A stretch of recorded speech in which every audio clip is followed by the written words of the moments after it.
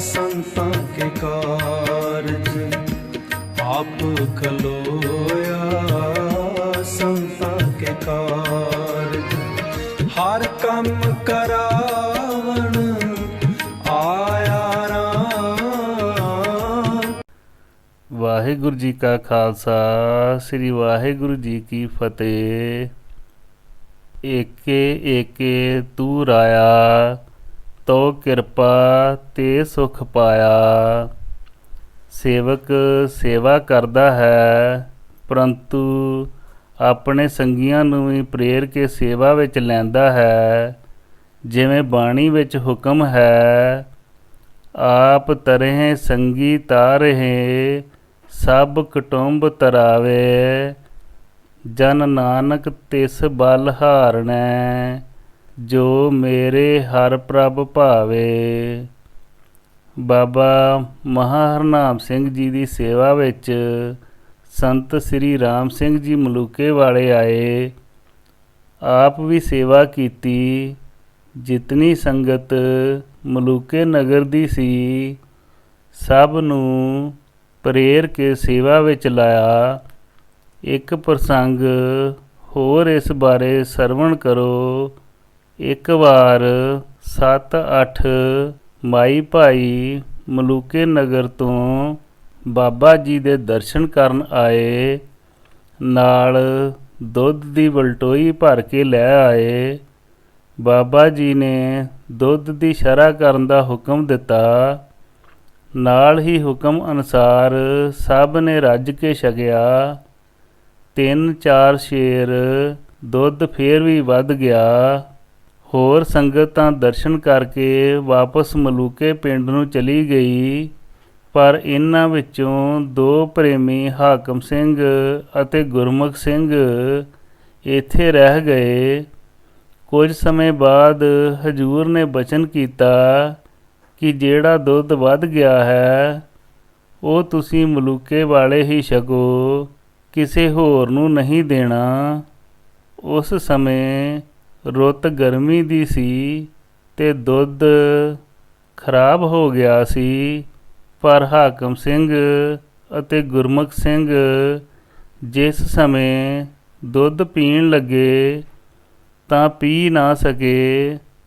ਫਿਰ ਦੋਹਾਂ ਹਾਕਮ ਸਿੰਘ ਤੇ ਗੁਰਮੁਖ ਸਿੰਘ ਨੇ ਬੇਨਤੀ ਕੀਤੀ, ਮਹਾਰਾਜ ਦੁੱਧ ਖਰਾਬ ਹੋ ਗਿਆ ਹੈ, ਸਾਥੋਂ ਪੀਤਾ ਨਹੀਂ ਜਾਂਦਾ। ਬਾਬਾ ਜੀ ਨੇ ਇਹਨਾਂ ਦੋਹਾਂ ਨੂੰ ਹੁਕਮ ਕੀਤਾ, ਜੇ ਤੁਸੀਂ ਇਹ ਦੁੱਧ ਛਕ ਲੈਂਦੇ ਤਾਂ ਇਹ ਬੜਾ ਗੁਣਕਾਰੀ ਦੁੱਧ ਸੀ, ਪਰੰਤੂ ਇਹ ਦੋਵੇਂ ਬਾਰ-ਬਾਰ ਬਾਬਾ ਜੀ ਦੇ ਕਹਿਣ 'ਤੇ ਵੀ ਨਾ ਮੰਨੇ। ਬਾਬਾ ਜੀ ਨੇ ਬਚਨ ਕੀਤਾ, ਜੇ ਤੁਸੀਂ ਨਹੀਂ ਪੀਣਾ ਤਾਂ ਕਿਸੇ ਆਪਣੇ ਪਿੰਡ ਦੇ ਨੂੰ ਪਿਆ ਦਿਓ। ਫਿਰ ਬਾਬਾ ਜੀ ਨੇ ਬਚਨ ਕੀਤਾ, ਤੁਸੀਂ ਕਿਸੇ ਆਪਣੇ ਪਿੰਡ ਦੇ ਬੰਦੇ ਨੂੰ ਯਾਦ ਕਰੋ। ਫਿਰ ਦੋਹਾਂ ਨੇ 5-7 ਬੰਦਿਆਂ ਦੇ ਨਾਮ ਲਏ, ਪਰ ਉਹਨਾਂ ਵਿੱਚੋਂ ਕੋਈ ਵੀ ਇੱਥੇ ਮੌਜੂਦ ਨਹੀਂ ਸੀ ਤੇ ਨਾ ਤੁਰੰਤ ਆ ਸਕਦੇ ਸਨ। ਇੱਕ ਦਿਨ ਹੋਰ ਲੰਘ ਗਿਆ। ਅਗਲੇ ਦਿਨ ਹਜ਼ੂਰ ਨੇ ਪੁੱਛਿਆ, ਕਿਉਂ ਬਈ ਤੁਹਾਡੇ ਪਿੰਡੋਂ ਕੋਈ ਬੰਦਾ ਨਹੀਂ ਆਇਆ? ਤਾਂ ਹਾਕਮ ਸਿੰਘ ਤੇ ਗੁਰਮੁਖ ਸਿੰਘ ਨੇ ਬੇਨਤੀ ਕੀਤੀ, ਕੋਈ ਨਹੀਂ।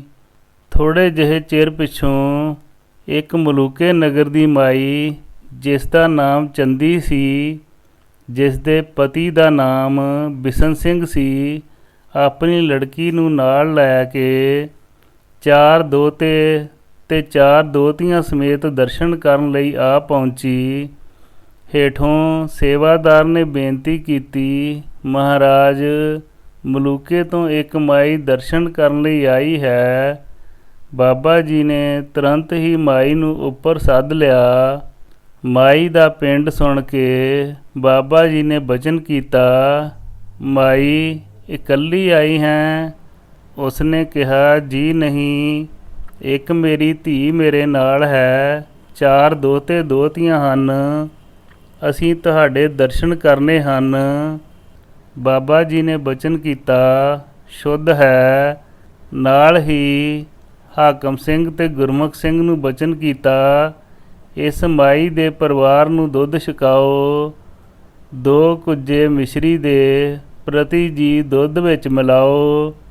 ਹੁਕਮ ਅਨੁਸਾਰ ਉਤਨੇ ਕੁੱਜੇ ਮਿਸ਼ਰੀ ਦੇ ਨਗ ਦੁੱਧ ਵਿੱਚ ਮਿਲਾ ਦਿੱਤੇ। ਇਹ ਪਰਿਵਾਰ ਸਾਰਾ ਹੀ ਦੁੱਧ ਛਕ ਗਿਆ। ਉਪਰੰਤ ਬਾਬਾ ਜੀ ਨੇ ਬਚਨ ਕੀਤਾ, ਭਾਈ ਇਹ ਦੁੱਧ ਬੜੇ ਗੁਣ ਵਾਲਾ ਸੀ। ਇਹਨਾਂ ਦੋਹਾਂ ਨੇ ਪੁੱਛਿਆ, ਮਹਾਰਾਜ ਕੀ ਗੁਣ ਸੀ? ਬਾਬਾ ਜੀ ਨੇ ਬਚਨ ਕੀਤਾ, ਇਸ ਦੁੱਧ ਵਿੱਚ ਗੁਣ ਤਾਂ ਬੜੇ ਸਨ, ਪਰ 3 ਗੁਣ ਬਹੁਤ ਵੱਡੇ ਸਨ। ਇੱਕ ਇਹ ਗੁਣ, ਜਿਹੜਾ ਇਹ ਦੁੱਧ ਪੀ ਲੈਂਦਾ ਸਾਰੀ ਉਮਰ ਉਸ ਦੇ ਦੰਦ ਦਾੜ ਨਹੀਂ ਹਿਲਦੇ ਜਾਂ ਦੁਖਦੇ। ਦੂਜਾ ਗੁਣ, ਇਹ ਗੋਡੇ ਗਿੱਟੇ ਦਰਦ ਨਹੀਂ ਕਰਦੇ। ਤੀਜਾ ਗੁਣ ਇਹ ਕਿ ਨਿਗਾਹ ਜਿਉਂ ਦੀ ਤਿਉਂ ਰਹੇਗੀ। ਉਸ ਸਮੇਂ ਮਾਈ ਚੰਦੀ ਕੋਲ ਬੈਠੀ ਸੀ। ਉਸਨੇ ਬੇਨਤੀ ਕੀਤੀ, ਮਹਾਰਾਜ ਮੈਨੂੰ ਰੋਜ਼ ਨਰਾਤਾ ਹੋ ਜਾਂਦਾ ਹੈ, ਭਾਵ ਕਿ ਰਾਤ ਨੂੰ ਦਿਸਦਾ ਨਹੀਂ। ਉਪਰੰਤ ਬਾਬਾ ਜੀ ਨੇ ਬਚਨ ਕੀਤਾ, ਮਾਈ ਤੇਰਾ ਨਰਾਤਾ ਅੱਜ ਤੋਂ ਹੀ ਮੁੱਕ ਗਿਆ। ਤੇਰੀ ਕੁੱਲ ਵਿੱਚ ਉੱਪਰਲੀਆਂ ਬਿਮਾਰੀਆਂ ਨਹੀਂ ਹੁੰਦੀਆਂ। ਉਪਰੰਤ ਮਾਈ ਬੜੀ ਵੱਡੀ ਉਮਰ ਦੀ ਹੋ ਕੇ ਮਰੀ। ਅਖੀਰ ਤੱਕ ਉਸ ਦੀ ਨਿਗਾਹ ਕਾਇਮ, ਦੰਦ ਜਾੜ ਵੀ ਠੀਕ ਰਹੇ ਅਤੇ ਜੋੜਾਂ ਵਿੱਚ ਕੋਈ ਤਕਲੀਫ ਨਹੀਂ ਹੋਈ। ਪਰੰਤੂ ਗੁਰਮੁਖ ਸਿੰਘ ਤੇ ਹਾਕਮ ਸਿੰਘ ਬਾਅਦ ਵਿੱਚ ਬਹੁਤ ਪਛਤਾਏ। ਗੁਰਵਾਕ ਹੈ, ਜਿਨ ਰੰਗ ਕੰਤ ਨ ਰਾਵਿਆ, ਛਾ ਪਛੋ ਰੇ ਤਾਣੀ। ਹਾਥ ਪਛੋੜੈ ਸਿਰ ਧੁਣੇ, ਜਬ ਰੈਣ ਵਿਹਾਣੀ। ਪਛੋਤਾਵਾ ਨਾ ਮਿਲੈ, ਜਬ ਚੂਕੇਗੀ ਸਾਰੀ।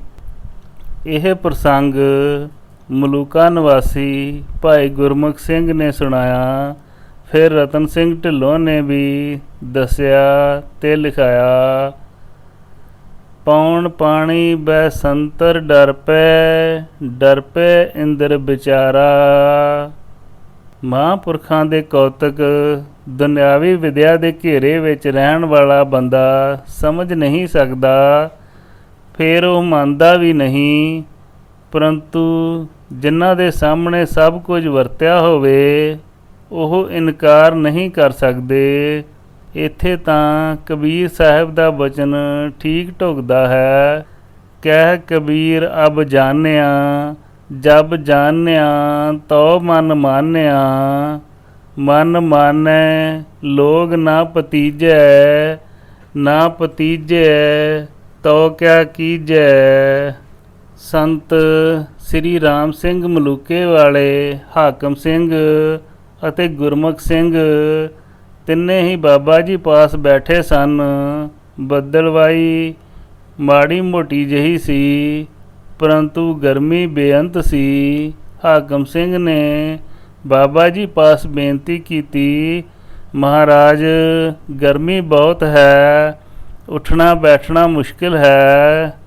ਸ੍ਰੀ ਰਾਮ ਸਿੰਘ ਸੇਵਾ ਕਰਕੇ ਪਸੀਨੋ ਪਸੀਨੀ ਹੋਏ ਪਏ ਹਨ ਅਤੇ ਮਹਾਰਾਜ ਅਬਲ ਤਾਂ ਮੀਂਹ ਪਵੇ ਤਾਂ ਚੰਗਾ ਹੈ, ਨਹੀਂ ਤਾਂ ਘੱਟੋ ਘੱਟ ਠੰਡੀ ਹਵਾ ਚਲਾ ਦਿਓ। ਬਾਬਾ ਜੀ ਨੇ ਬਚਨ ਕੀਤਾ, ਹਾਕਮ ਸਿੰਘ ਐਸ ਲੋਟੇ ਦਾ ਮੂੰਹ ਖੋਲ੍ਹ ਦਿਓ ਤਾਂ ਠੰਡੀ ਹਵਾ ਚੱਲ ਪਵੇਗੀ। ਆਪਣੇ ਟਿੱਲੇ ਦੇ ਪਿਛਲੇ ਪਾਸੇ ਪੁਰਾਣੇ ਵੰਝ ਅਤੇ ਮੰਜੇ ਪਏ ਹਨ, ਇਹਨਾਂ ਨੂੰ ਖੜੇ ਕਰਕੇ ਖੜਕਾਓ। ਇਹ ਇੰਦਰ ਦੇਵਤੇ ਦੇ ਸਾਜ਼ ਹਨ, ਇਹ ਸੁਣ ਕੇ ਖੁਸ਼ ਹੋਵੇਗਾ, ਫਿਰ ਮੀਂਹ ਵੀ ਪੈ ਜਾਵੇਗਾ। ਉਪਰੰਤ ਹੁਕਮ ਅਨੁਸਾਰ ਦੋਵੇਂ ਕੰਮ ਹੀ ਕਰ ਦਿੱਤੇ। ਠੰਡੀ ਹਵਾ ਵੀ ਬੇਅੰਤ ਚੱਲੀ ਤੇ ਮੀਂਹ ਵੀ ਬੇਅੰਤ ਆ ਗਿਆ। ਜਿਹੜੇ ਸੇਵਾਦਾਰ ਅੱਗੇ ਗਰਮੀ ਮੰਨਦੇ ਸਨ, ਉਹ ਠੰਡ ਵੀ ਬਹੁਤ ਮੰਨਣ ਲੱਗੇ। ਫਿਰ ਬੇਨਤੀ ਕੀਤੀ, ਮਹਾਰਾਜ ਠੰਡ ਵੀ ਬਹੁਤ ਹੋ ਗਈ ਹੈ ਅਤੇ ਮੀਂਹ ਵੀ ਬੇਅੰਤ ਹੋ ਗਿਆ ਹੈ, ਬਸ ਕਰੋ। ਫਿਰ ਬਚਨ ਕੀਤਾ, ਲੋਟੇ ਦਾ ਮੂੰਹ ਬੰਦ ਕਰ ਦਿਓ। ਜਿਹੜੇ ਵੰਝ ਅਤੇ ਮੰਜੇ ਖੜੇ ਕੀਤੇ ਹਨ ਉਹ ਲੰਮੇ ਪਾ ਦਿਓ। ਹੁਕਮ ਅਨੁਸਾਰ ਇਵੇਂ ਹੀ ਕੀਤਾ। ਹਵਾ ਅਤੇ ਮੀਂਹ ਦੋਨੋਂ ਹੀ ਬੰਦ ਹੋ ਗਏ। ਉਪਰੰਤ ਬਾਬਾ ਜੀ ਨੇ ਬਚਨ ਕੀਤਾ, ਇਨ੍ਹਾਂ ਲੋਟਾਂ ਅਤੇ ਮੰਜਿਆਂ ਵਾਂਸਾਂ ਵਿੱਚ ਕੁਝ ਨਹੀਂ। ਤੁਸੀਂ ਕਿਸੇ ਮੌਕੇ 'ਤੇ ਵੀ ਇਹਨਾਂ ਪਿੱਛੇ ਝਗੜਾ ਨਾ ਕਰਿਓ। ਨਾਮ ਜਪੋ, ਸਾਧ ਸੰਗਤ ਦੀ ਸੇਵਾ ਕਰੋ। ਇਹ ਜੋ ਕੁਝ ਹੈ ਗੁਰੂ ਨਾਨਕ ਦੀ ਕਿਰਪਾ ਹੈ, ਉਸ ਨਾਲ ਹੀ ਸਭ ਕੁਝ ਹੋ ਰਿਹਾ ਹੈ। ਹੋਣ ਨਜ਼ੀਕ ਖੁਦਾਏ ਦੇ, ਭੇਤ ਨ ਕਿਸੇ ਦੇਣ। ਇਹ ਪ੍ਰਸੰਗ ਭਾਈ ਗੁਰਮੁਖ ਸਿੰਘ ਮਲੂਕਾ ਨਿਵਾਸੀ ਨੇ ਲਿਖਾਇਆ। ਕੁੰਡਲੀਆਂ। ਸ੍ਰੀ ਸੰਤ ਮਹਾ ਹਰਨਾਮ ਸਿੰਘ ਚਰਨ ਕਮਲ ਨਮਸਕਾਰ। ਕਾਰਜ ਸਭ ਸਫਲੇ ਕਰੋ, ਲੋਕ ਪਰਲੋਕ ਸੁਧਾਰ। ਲੋਕ ਪਰਲੋਕ ਸੁਧਾਰ ਮੈਂ ਆਇਆ ਦਰ ਤੇਰੇ। ਬਖਸ਼ੋ ਅਵਗਣ ਜਨਮ ਜਨਮ ਕੇ, ਨਿਮਖ ਨ ਲਾਵੋ ਦੇਰੇ। ਤੁਮ ਹੋ ਬੜੇ ਬਖਸ਼ਿੰਦ, ਨਰਕ ਨਿਵਾਰਨ ਨਰ ਹਰੀ। ਪਰਮ ਪਰਾਵਰ ਨਾਥ ਪ੍ਰਮ, ਜੋਤ ਪਰਮੇਸ਼ਰੀ। ਕਾਟੀ ਬੇਰੀ ਪਗਹਾ ਤੇ, ਗੁਰ ਕੀਨੀ ਬੰਦ ਖਲਾਸ। ਭਾਈ ਸ਼ੇਰ ਸਿੰਘ, ਜਿਸ ਨੂੰ ਬਾਬਾ ਜੀ ਕੌਡਾ ਰਾਖਸ਼ ਕਿਹਾ ਕਰਦੇ ਸਨ, ਲੜਾਈ ਝਗੜੇ ਕਰਦਾ ਰਹਿੰਦਾ ਸੀ। ਇੱਕ ਵਾਰ ਕਿਸੇ ਲੜਾਈ ਵਿੱਚ ਬੰਦਾ ਨੁਕਸਾਨਿਆ ਗਿਆ, ਜਿਸ ਵਿੱਚ ਇਸ ਨੂੰ 2 ਸਾਲ ਦੀ ਕੈਦ ਹੋ ਗਈ। ਕਿਸੇ ਸਮੇਂ ਸ਼ੇਰ ਸਿੰਘ ਦਾ ਭਣੋਈਆ ਬਿਸ਼ਨ ਸਿੰਘ ਇੱਕ ਸ਼ੇਰ ਸਿੰਘ ਦੇ ਘਰ ਵਾਲੀ, ਨਾਮ ਤਾਂ ਇਸ ਦਾ ਨੰਦ ਕੌਰ ਸੀ, ਪਰੰਤੂ ਬਾਬਾ ਜੀ ਇਸ ਨੂੰ ਨਟਨੀ ਕਹਿੰਦੇ ਹੁੰਦੇ ਸਨ। ਬਿਸ਼ਨ ਸਿੰਘ ਤੇ ਨੰਦ ਕੌਰ ਮਲੂਕੇ ਨਗਰ ਨੂੰ ਜਾਣ ਸਮੇਂ ਭੁੱਚੋ ਨਗਰ ਦਰਸ਼ਨ ਕਰਨ ਆਏ। ਮੱਥਾ ਟੇਕਿਆ। ਹਜੂਰ ਨੇ ਪੁੱਛਿਆ, ਕੌਣ ਹੈ ਤੇ ਕਿੱਥੋਂ ਆਏ? ਇਹਨਾਂ ਨੇ ਬੇਨਤੀ ਕੀਤੀ, ਮਹਾਰਾਜ ਮੈਂ ਬਿਸ਼ਨ ਸਿੰਘ ਮਾਣ ਕਰਖਾਨੇ ਤੋਂ ਹਾਂ। ਇਹ ਮੇਰੇ ਨਾਲ ਸ਼ੇਰ ਸਿੰਘ ਭਾਗੀ ਬਾਂਦਰ ਵਾਲੇ ਦੇ ਘਰੋਂ ਨੰਦ ਕੌਰ ਹੈ। ਉਪਰੰਤ ਵਿੱਚ ਹਜੂਰ ਨੇ ਬਚਨ ਕੀਤਾ, ਕੌਡੇ ਰਾਖਸ਼ ਦੇ ਘਰ ਵਾਲੀ ਨਟਣੀ ਹੈ। ਨਾਲ ਹੀ ਬਚਨ ਕੀਤਾ, ਨਟਣੀਏ ਕੌਡੇ ਰਾਖਸ਼ ਨੂੰ ਹੁਣ ਕੈਦ ਵਿੱਚੋਂ ਬਾਹਰ ਲਿਆਉਣਾ ਹੈ ਕਿ ਨਹੀਂ? ਉਪਰੰਤ ਨੰਦ ਕੌਰ ਨੇ ਬੇਨਤੀ ਕੀਤੀ, ਮਹਾਰਾਜ ਕੌਡਾ ਰਾਖਸ਼ ਤੁਹਾਡਾ ਹੈ ਤੇ ਤੁਸੀਂ ਉਸ ਦੇ, ਤੁਹਾਡੀ ਰਜਾ ਹੈ ਤਾਂ ਕੈਦ ਵਿੱਚੋਂ ਬਾਹਰ ਲੈ ਆਓ।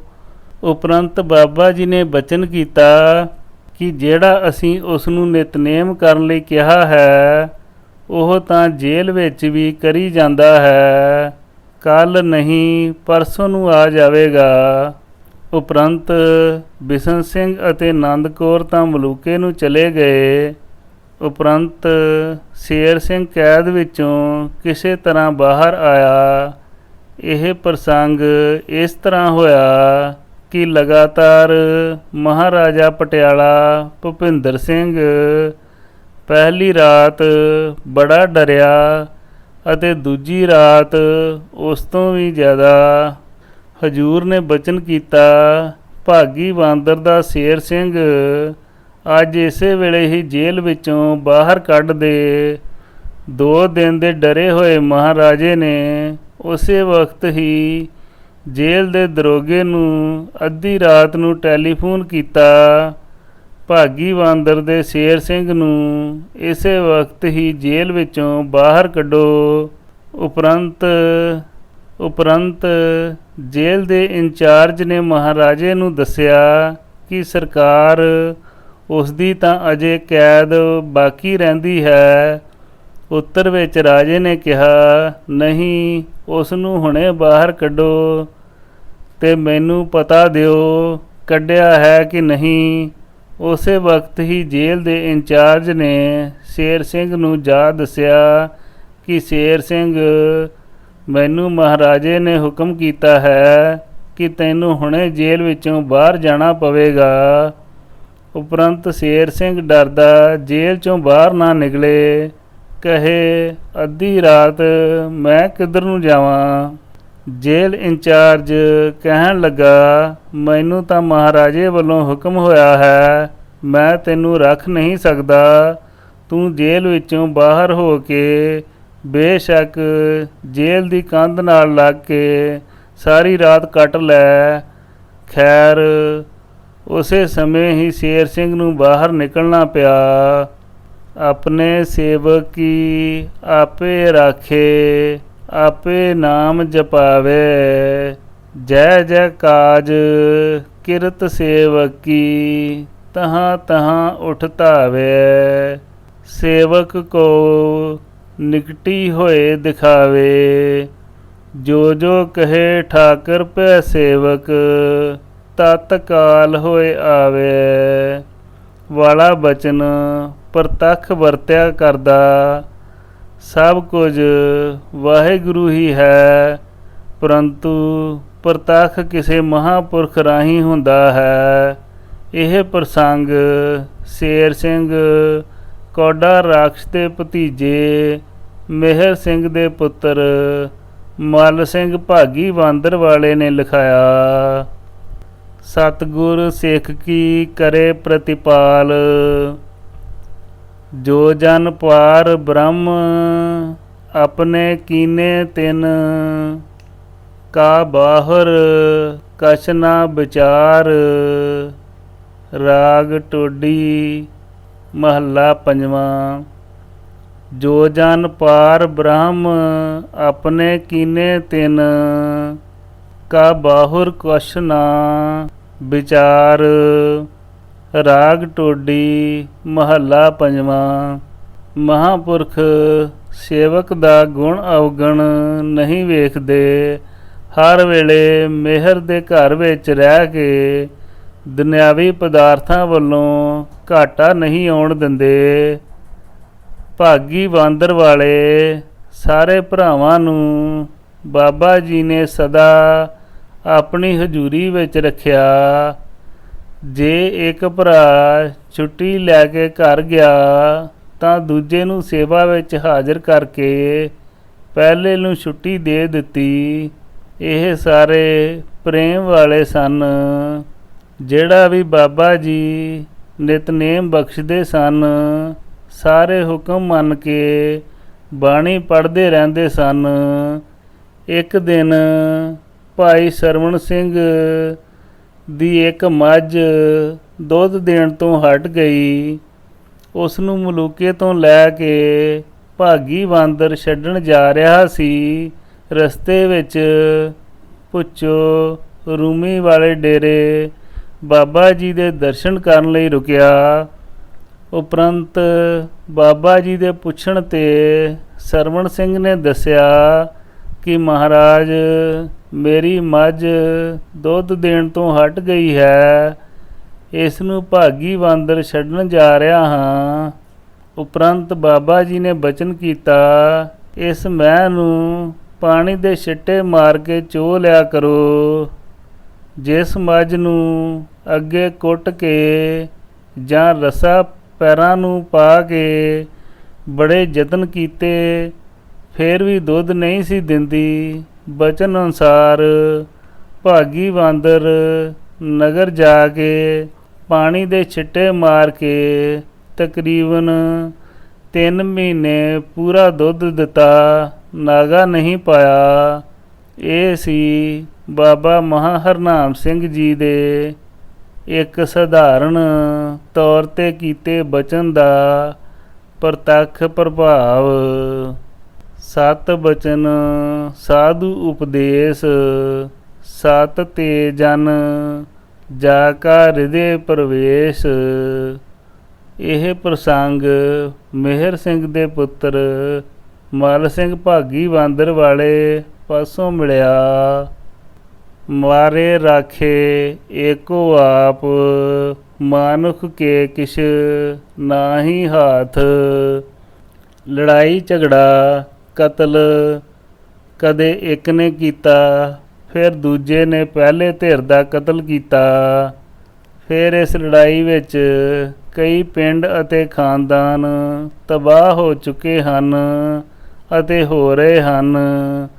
ਬਾਬਾ ਜੀ ਕਿਸੇ ਸੇਵਕ ਉੱਪਰ ਐਸਾ ਸਮਾਂ ਆਣ ਬਣੇ ਤੋਂ ਕਿਵੇਂ ਰੱਖਿਆ ਕਰਦੇ ਹਨ। ਅਨੇਕ ਬਿਗਨ ਤੇ ਸਾਧੂ ਰਾਖੇ ਦੀ ਪ੍ਰਤੱਖ ਮਿਸਾਲ ਸੈਂਕੜੇ ਹਜ਼ਾਰਾਂ ਵਿੱਚੋਂ ਇੱਕ ਪ੍ਰਸੰਗ ਹੈ। ਭਾਗੀ ਬਾਂਦਰ ਵਾਲੇ 6 ਭਰਾ ਸ਼ੇਰ ਸਿੰਘ, ਬੱਗਾ ਸਿੰਘ, ਨਿੱਕਾ ਸਿੰਘ, ਸਰਵਣ ਸਿੰਘ, ਸੱਦਾ ਸਿੰਘ, ਨਰੈਣ ਸਿੰਘ ਆਦਿਕ ਸਨ। ਨਰੈਣ ਸਿੰਘ ਭਾਗੀ ਬਾਂਦਰ ਪਿੰਡ ਵਿੱਚ ਰਹਿੰਦਾ ਸੀ। ਪਿੰਡ ਵਿੱਚ ਕਿਸੇ ਨਾਲ ਇਹਨਾਂ ਦੀ ਨਾਰਾਜ਼ਗੀ ਸੀ। ਉਹ ਪਾਰਟੀ ਨਿੱਕਾ ਸਿੰਘ ਹੋਰਾਂ ਦੇ ਘਰ ਅੱਗੇ ਆ ਕੇ ਲਲਕਾਰੇ ਮਾਰਨ ਲੱਗ ਪਈ। ਅੱਗੋਂ ਇਹ ਵੀ ਤਿਆਰ ਹੋ ਗਏ, ਪਰੰਤੂ ਇਹਨਾਂ ਨਿੱਕਾ ਸਿੰਘ ਹੋਰਾਂ ਕੋਲ ਇੱਕ ਦੁਨਾਲੀ ਬੰਦੂਕ ਸੀ। ਇਹਨਾਂ ਵਿੱਚੋਂ ਇੱਕ ਭਾਈ ਬੰਦੂਕ ਲੈ ਕੇ ਕੋਠੇ ਉੱਪਰ ਚੜ੍ਹ ਗਿਆ, ਜਿਸ ਦਾ ਨਾਮ ਨਰੈਣ ਸਿੰਘ ਸੀ। 10 ਇਸ ਦੇ ਪਾਸ ਕਾਰਤੂਸ ਸਨ। ਨਰੈਣ ਸਿੰਘ ਕੋਠੇ ਉੱਪਰੋਂ 2 ਕਾਰਤੂਸ ਪਾ ਕੇ ਫਾਇਰ ਕਰਨ ਦੀ ਕੋਸ਼ਿਸ਼ ਕਰੇ। ਨੇਤ ਨਿਰੰਕਾਰ ਦੀ ਐਸੀ ਹੋਈ, 10 ਹੀ ਕਾਰਤੂਸ ਮਿਸ ਹੋ ਗਏ। ਰੌਲਾ ਗੌਲਾ ਬਹੁਤ ਪਿਆ। ਅਖੀਰ ਨਰੈਣ ਸਿੰਘ ਦੇ ਮਨ ਵਿੱਚ ਬੜੀ ਹੈਰਾਨੀ ਹੋਈ ਕਿ ਦੁਸ਼ਮਣ ਘਰ ਅੱਗੇ ਆ ਕੇ ਸੁੱਕਾ ਹੀ ਨਿਕਲ ਗਿਆ। ਇੱਕ ਵਾਰ ਤਾਂ ਹਟਾ ਦਿੱਤੇ ਗਏ, ਪਰੰਤੂ ਨਰੈਣ ਸਿੰਘ ਹੋਰਾਂ ਦੇ ਮਨ ਵਿੱਚ ਬਦਲੇ ਦੀ ਅੱਗ ਮੱਚਦੀ ਰਹੀ। ਮਨ ਵਿੱਚ ਸੋਚਿਆ, ਇਹ 10 ਕਾਰਤੂਸ ਤਾਂ ਮਾੜੇ ਹਨ, ਰੌਂਦ ਲਿਆ ਕੇ ਇਹਨਾਂ ਦਾ ਮੁਕਾਬਲਾ ਕਰੀਏ, ਬਦਲਾ ਲਈਏ। ਇਸ ਖਿਆਲ ਅਨੁਸਾਰ ਕੁਝ ਹੋਰ ਕਾਰਤੂਸ ਕਿਤਿਓਂ ਲਏ। ਮੁੜ ਕੇ ਵਾਪਸ ਆਉਣ ਸਮੇਂ ਬਾਬਾ ਮਹਾਂ ਹਰਨਾਮ ਸਿੰਘ ਜੀ ਪਾਸ ਪੁੱਛੋ ਮੱਥਾ ਟੇਕਣ ਗਏ। ਇਹਨਾਂ ਦੇ ਉੱਥੇ ਜਾਣ ਸਮੇਂ ਤਤਕਾਲ ਬਾਬਾ ਜੀ ਨੇ ਬਚਨ ਕੀਤਾ ਕਿ ਐਵੇਂ ਹੀ ਭੱਜੇ ਫਿਰਦੇ ਹੋ, ਤੁਹਾਡੇ ਕਾਰਤੂਸਾਂ ਨੂੰ ਕੁਝ ਨਹੀਂ ਹੋਇਆ। ਉਹ ਤਾਂ ਅਸੀਂ ਤੁਹਾਨੂੰ ਸੰਗੀ ਜਾਣ ਕੇ ਬਲਦੀ ਅੱਗ ਵਿੱਚੋਂ ਰੱਖਿਆ ਹੈ। ਮਾਨਸ ਜਤਨ ਕਰਤਬਹੁ ਭਾਤ, ਤਿਸਕੇ ਕਰਤਵ ਬਿਰਥੇ ਜਾਤ। ਤੁਹਾਡੇ ਪਰਿਵਾਰ ਦੀ ਰੱਖਿਆ ਕੀਤੀ ਹੈ, ਤੁਹਾਡੇ ਕਾਰਤੂਸਾਂ ਨੂੰ ਕੁਝ ਨਹੀਂ ਹੋਇਆ।